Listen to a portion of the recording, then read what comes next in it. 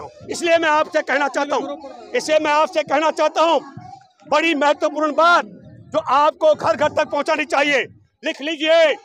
10 तारीख को कर्नाटक के चुनाव से पहले नरेंद्र मोदी किसी भी कीमत पर यौन शोषण के आरोपी ब्रजभूषण शरण सिंह की गिरफ्तारी नहीं करवा रहा है। इसलिए मैं सुप्रीम कोर्ट से अपील करता हूं, मुख्य न्यायाधीश की बेंच सुन रही इस मामले को, आपसे मैं अपील करता हूं, आप नरेंद्र मोदी के वोट बैंक को बचाने की भूमिका अदा करना बंद कर दे।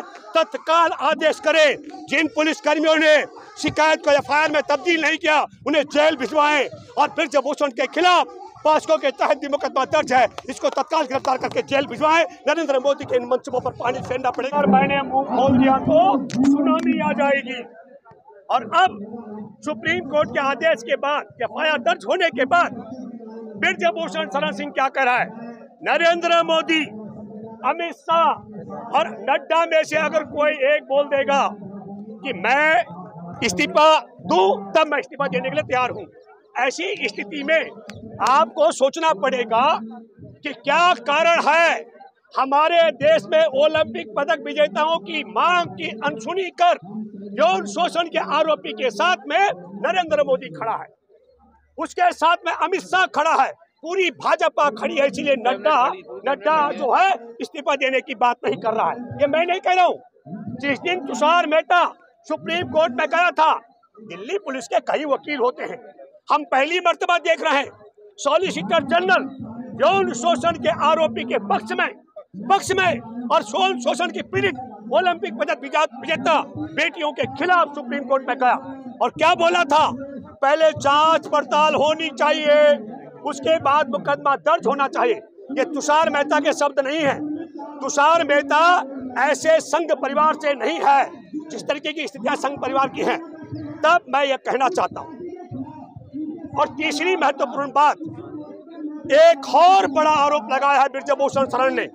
उसने कहा कि सैकड़ों करोड़ रुपए लेकर ये पहलवान लड़कियां यहाँ बैठी हुई हैं।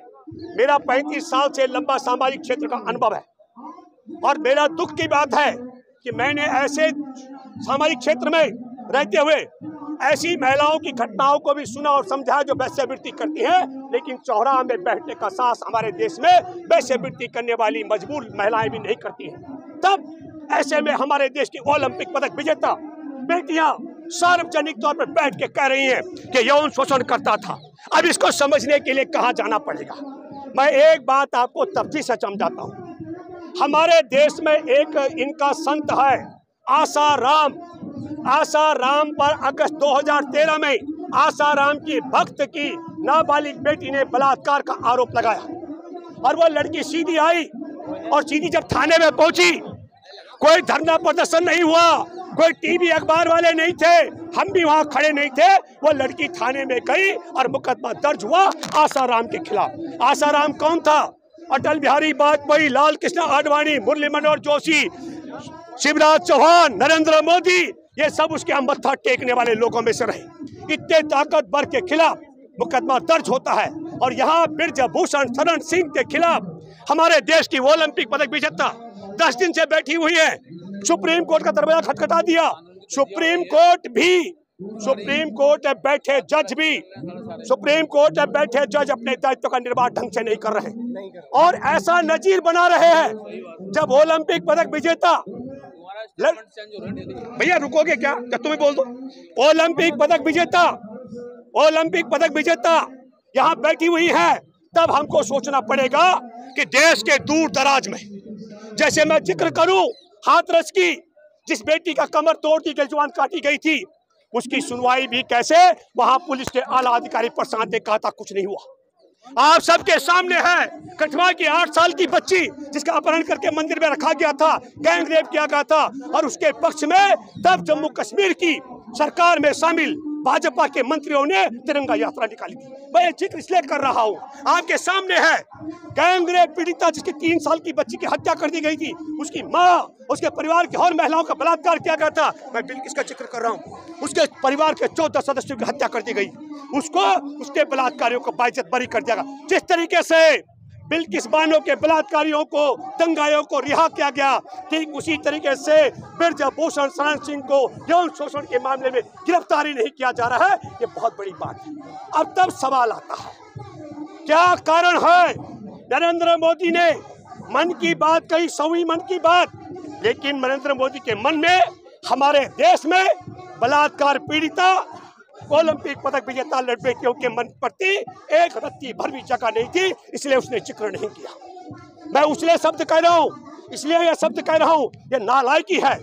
हमारे देश के अंदर पुलवामा में 40 जवानों की हत्या का मामला सत्यपाल मलिक ने उठाया, इस पर भी मौन रहा।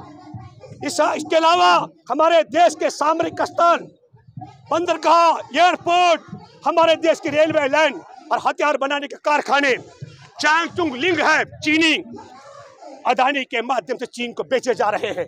इस सवाल पर भी नरेंद्र मोदी ने मौन रखा है।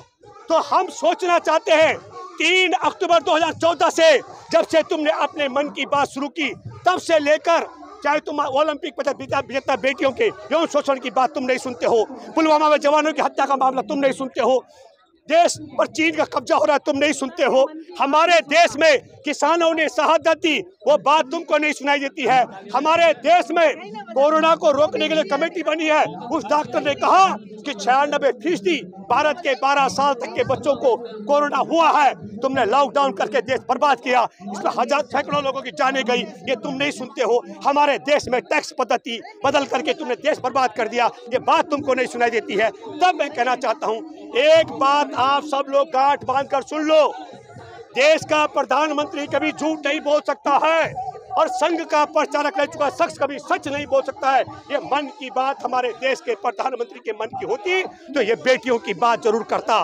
गलवान घाटी की बात जरूर करता, पुलवामा की बात जरूर करता, ये चीन के कब्जे की बात जरूर करता।